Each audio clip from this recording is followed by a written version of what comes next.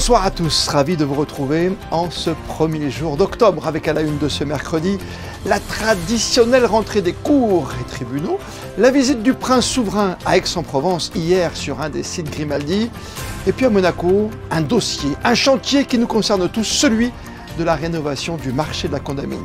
À quoi va ressembler la halle et la place d'Armes dans les prochains mois? Le maire de Monaco, Georges Marsan, a présenté son projet à la presse aujourd'hui et il sera avec nous dans un instant.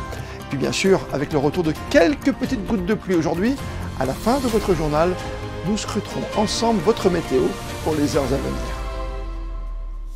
Et c'était donc jour de rentrée judiciaire ce matin au Palais de Justice, marquant ainsi l'ouverture d'une nouvelle année pour les juridictions de la Principauté. L'occasion ce soir de dresser un bilan des mois écoulés, de rappeler l'importance d'une justice accessible, mais aussi de souligner les défis à venir. Un reportage de Vanessa Dessy sur des images de Thomas Deus. Malgré des dossiers complexes et une charge de travail soutenue, les juridictions monégasques ont su maintenir des délais maîtrisés et répondre aux attentes des justiciables. L'année écoulée confirme la solidité des institutions judiciaires de la Principauté. C'est un bilan positif. Vous avez vu, nous avons une activité qui est en augmentation avec un travail soutenu des magistrats, des fonctionnaires, que ce soit la cour d'appel, que ce soit le tribunal de première instance et même la cour de révision. Donc nous avons une institution judiciaire qui fonctionne. Garantir des délais de procédure maîtrisés, renforcer la coopération internationale et réfléchir à la place des nouvelles technologies dans la justice. Voici les grands enjeux de l'année à venir évoqués lors de la rentrée des tribunaux. Un rendez-vous à la fois institutionnel et symbolique qui ouvre officiellement l'année judiciaire. Nous sommes avec des moyens qui sont des moyens nouveaux. J'ai notamment évoqué l'intelligence artificielle qui doit aider les magistrats dans la prise de décision et dans leur travail au quotidien. Et puis un travail aussi qui sera poursuivi en matière de lutte contre le blanchiment. C'est quelque chose d'extrêmement important pour Monaco et nous y sommes très attentifs. Ainsi s'ouvre une nouvelle année judiciaire à Monaco, entre continuité et renouveau, où magistrats et institutions réaffirment leur engagement au service de la justice et des citoyens. Et retour à présent sur la visite du prince Albert II à Aix-en-Provence, une visite qui s'est déroulée hier dans la ville aux 100 fontaines, qui a désormais rejoint les fiefs de la famille Grimaldi. Voici le reportage de Christine da Petit-Homel, accompagnée de Camille Caloni. Une visite qui a ravivé les liens historiques entre la Principauté de Monaco et la Provence. La famille Grimaldi a marqué de son empreinte cette région pendant des siècles et Aix-en-Provence conserve une place toute particulière dans la mémoire des Monégasques. Les Grimaldi sont multiples en réalité puisque au XVIIe siècle, un Grimaldi est archevêque d'Aix-en-Provence de 1648 à 1685. Il est cardinal, il a été nonce apostolique en France au moment où le prince Honoré II choisit le parti de la France et conclut avec Louis XIII le traité de Péronne. Et puis il y a une branche aixoise des Grimaldi, les Grimaldi marquis de Régus qui vont être parlementaires à Aix, parlementaires de Provence au XVIIe et XVIIIe siècle. Et enfin il y a un lien moins connu que le prince a mis au jour ce matin. Un de ses parents a été sous-préfet d'Aix-en-Provence sous la Deuxième République. C'est un fils non dynaste du prince Honoré V qui a été nommé sous-préfet d'Aix-en-Provence et qu'il est resté jusqu'en 1853. Et c'est en fin de matinée à l'hôtel de ville que le prince souverain a été accueilli par le maire. Lors de son allocution, le souverain a salué un héritage transmis de génération en génération. Il a ensuite dévoilé une plaque commémorative au parler archiépiscopal avant de se rendre à la cathédrale Saint-Sauveur, véritable témoin de l'histoire religieuse d'Aix. On a mis mon ancêtre, le cardinal Jérôme Grimaldi, à l'honneur, puisqu'il y avait bien sûr le dévoilement de la plaque avec Madame le maire devant, non seulement près de la cathédrale, mais devant le siège de l'archidiocèse d'Aix. Donc voilà, il y avait ça, mais il y a eu d'autres liens, bien sûr, par la visite du prince Honoré II, et puis par les liens aussi entre les différentes personnalités que nous avons évoquées il y a quelques minutes, qui ont été parmi les personnes qui ont les historiens et les érudits aixois, mais qui ont eu un lien avec la principauté. La journée s'est poursuivie au musée Arbaud, où le prince Albert II a été nommé membre honoraire de l'Académie des sciences, lettres et arts. Quand on accueille un chef d'État, et c'est le cas, eh bien je crois que oui, on est tous très émus, bien évidemment. La ville s'est sentie fière et honorée. Un moment d'émotion donc, renforcé par la découverte de documents inédits retraçant l'histoire de sa famille et de ses ancêtres provençaux. Le souverain s'est ensuite rendu à l'hôtel de Caumont pour une plongée au cœur de l'univers flamboyant de Niki de Saint-Phal. À quelques vols d'oiseaux, c'est au musée Granet que le souverain a pu découvrir l'œuvre de l'artiste peintre Paul Cézanne. Artiste emblématique d'Aix, Cézanne a puisé une part essentielle de son inspiration dans la bastide du Jas de Bouffan, où il peignit, dessina et laissa sur les murs la trace de son génie. Et c'est dans ce lieu cher à l'artiste que s'est achevée cette visite princière à Aix-en-Provence. On ouvre à présent notre grand dossier du soir, la rénovation du marché de la Condamine, un chantier d'envergure qui va bientôt transformer l'un des lieux emblématiques de la principauté et bien des habitudes pour beaucoup d'entre vous. Tout savoir, tout comprendre sur cette longue période d'adaptation avec vous, Christina Petit-Homel. Le marché de la Condamine s'apprête à vivre 13 mois de restructuration. Le temps des travaux, les commerçants seront relogés sur la place d'Armes pour permettre aux commerçants de travailler dans de bonnes conditions pendant les fêtes de fin d'année. Le transfert sur la place débutera seulement à la mi-janvier. 18 commerçants au total seront donc relogés avec des conditions très avantageuses comme l'exonération quasi totale des charges et un accompagnement logistique. L'objectif, recréer une véritable vie de quartier avec la même atmosphère familiale tout en minimisant l'impact sur les riverains. Un endroit convivial où on peut se retrouver, partager, déjeuner, dîner. Donc c'est un petit peu ce qu'on trouve aujourd'hui, avec toujours cet esprit de simplicité, d'échange, cet esprit familial. Et donc bien sûr on a quasiment la totalité des commerçants qui seront là pour que les personnes puissent trouver aussi leurs habitudes de consommation qu'ils connaissent aujourd'hui. Donc voilà, un petit peu comme aujourd'hui en fait. Au total, 10 kiosques en bois entièrement équipés de matériel professionnel seront donc installés sur la place d'Armes. Chaque structure disposera d'un comptoir et d'un mobilier adapté afin de maximiser la rentabilité des commerçants. De grands barnums compléteront ce dispositif. Le premier de 17 mètres sur 10 accueillera la boucherie, la fromagerie et les épiceries. Ce qu'on a vu aujourd'hui, c'est un beau projet. En tous les cas, c'est un peu en adéquation avec la plupart des commerçants. Effectivement, on doit tout se remettre en question. Ils ont fait des gros efforts pour nous, notamment le loyer et certains autres avantages au niveau des petites dépenses qu'on pourrait avoir.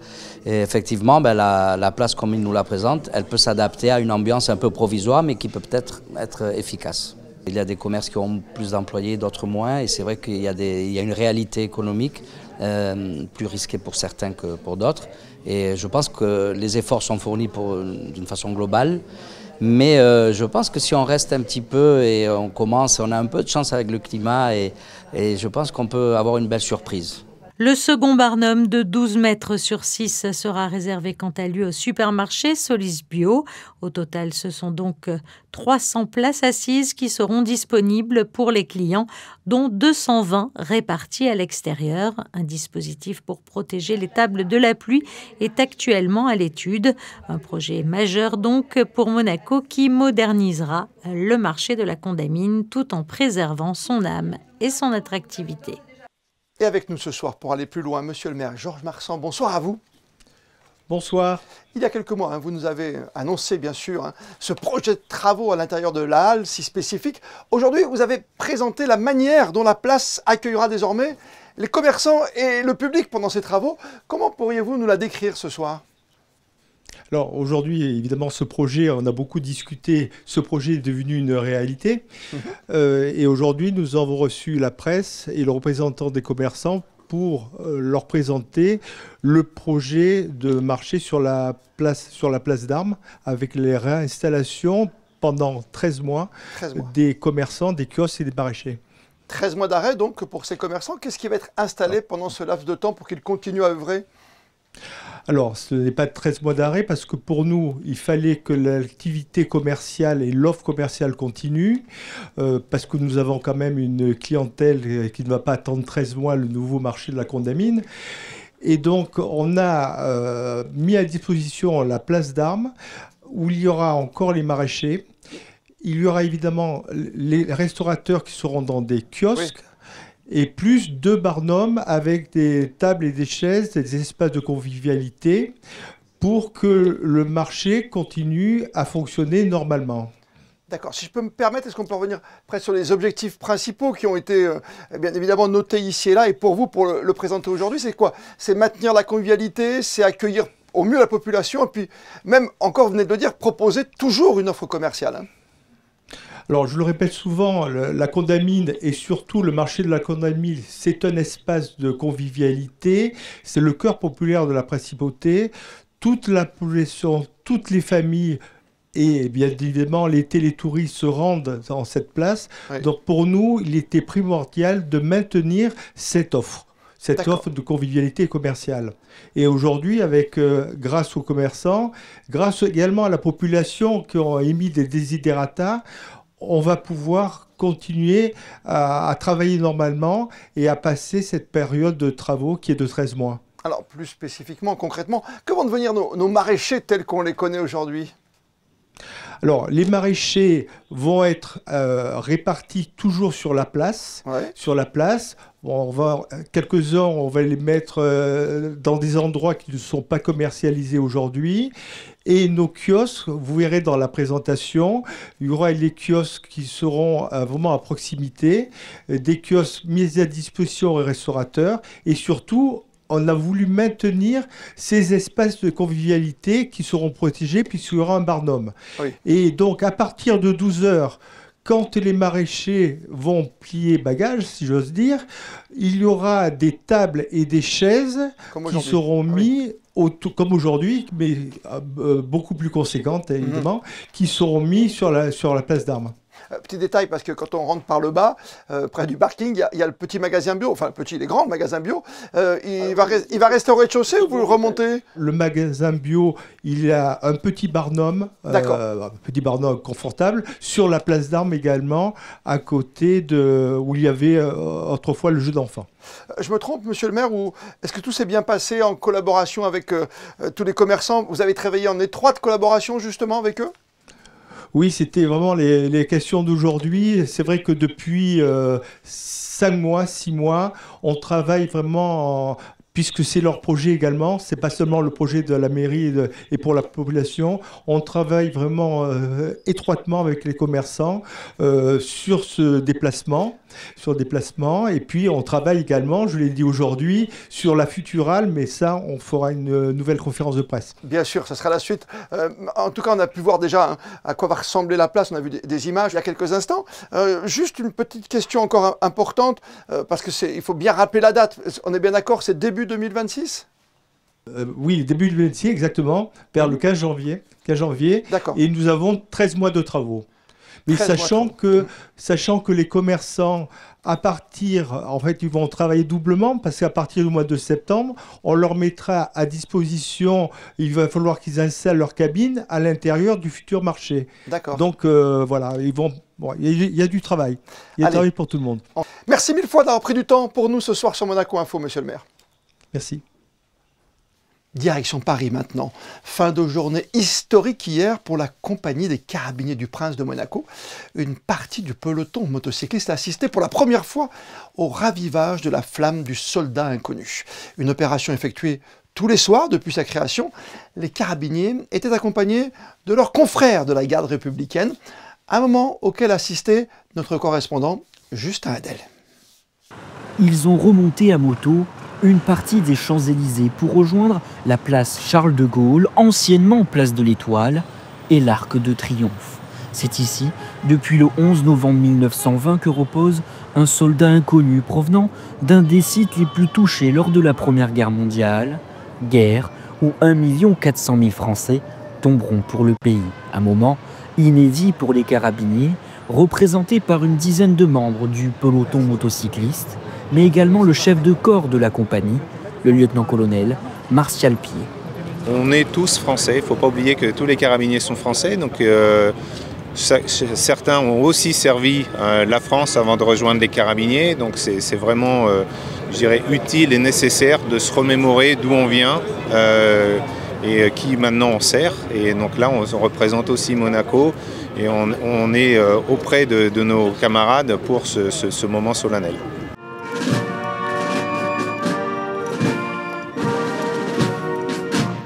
Une cérémonie et un ravivage significatif de la flamme au regard des liens qui unissent la principauté à la France. Se retrouver sous l'Arc de Triomphe, voilà, ça n'avait jamais été fait. C'est grâce au peloton motocycliste qui est en formation actuellement sur Paris avec la garde républicaine.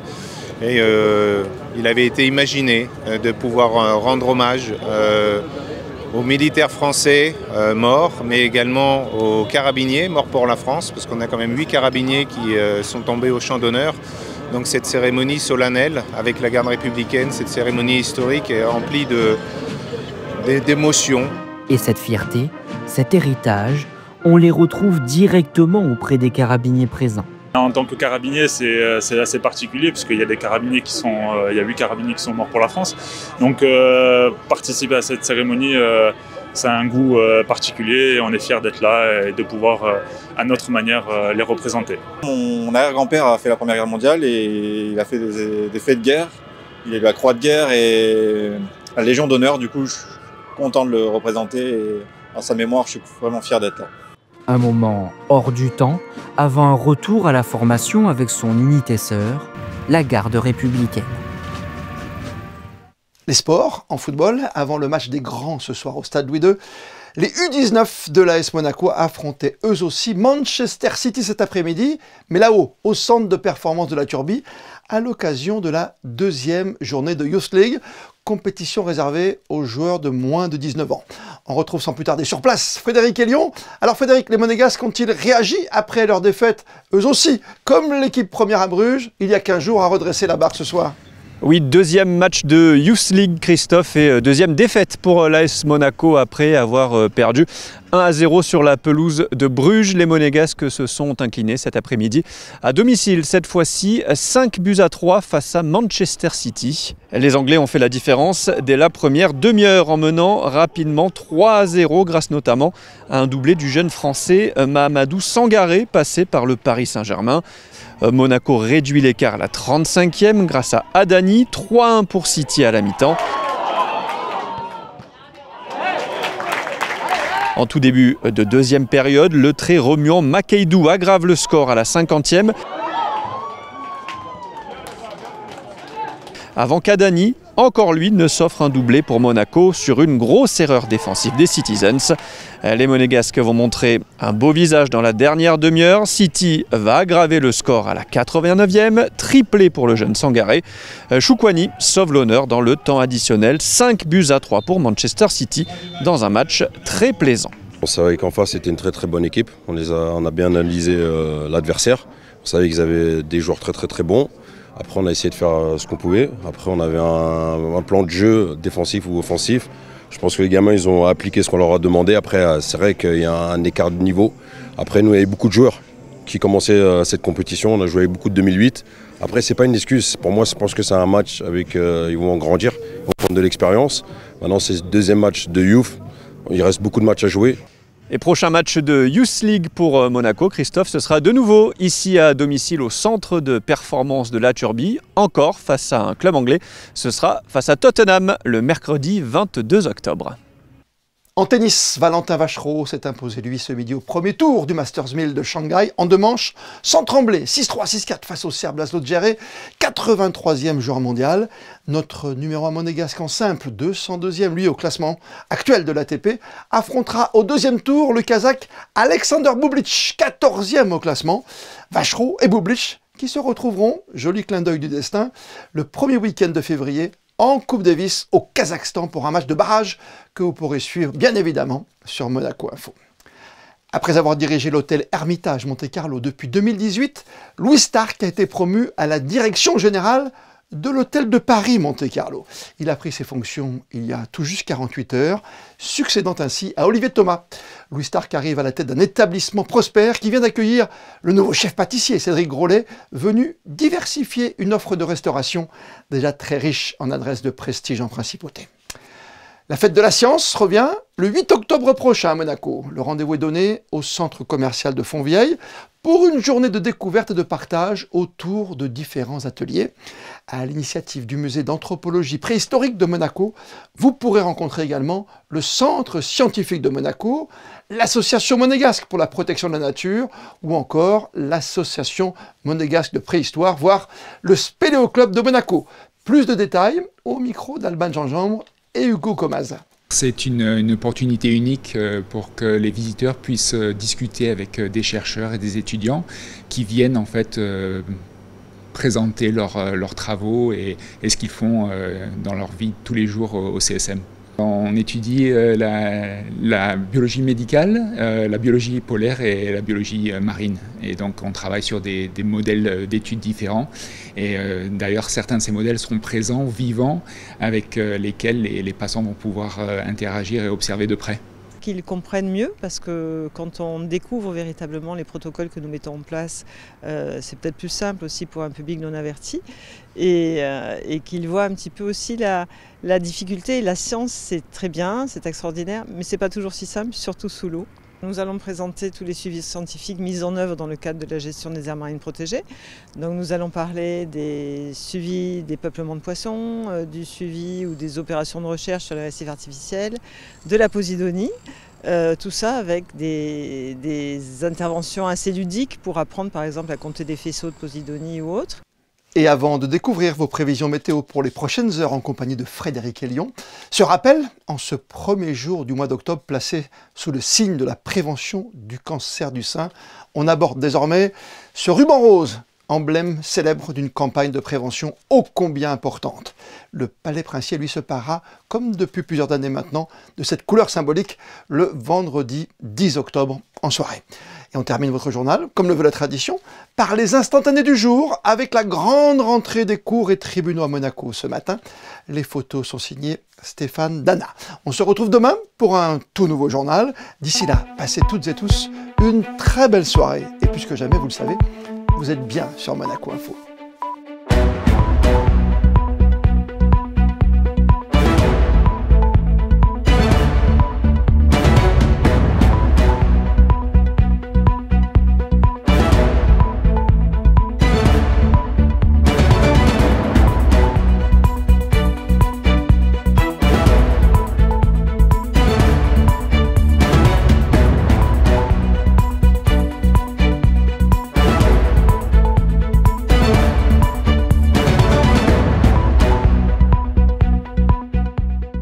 Météo avec Suisse Courtage, le spécialiste de l'assurance à Monaco depuis plus de 35 ans. Notre expertise à votre service. Bonsoir à toutes et à tous. Jeudi, le temps va se dégrader. Fini le grand soleil. Le ciel sera bien couvert avec des risques d'averses le matin. Quelques éclaircies sont prévues l'après-midi, mais les nuages seront toujours bien présents. Les températures seront comprises entre 17 et 19 degrés. Jeudi 2 octobre, ce sera la Saint-Léger et nous célébrerons aussi la Journée internationale de la non-violence instaurée en 2007 par l'Assemblée générale des Nations Unies, le 2 octobre, jour anniversaire de la naissance de Mahatma Gandhi. Très bonne soirée à tous sur Monaco Info. C'était la météo avec Suisse Courtage, le spécialiste de l'assurance à Monaco depuis plus de 35 ans. Notre expertise à votre service.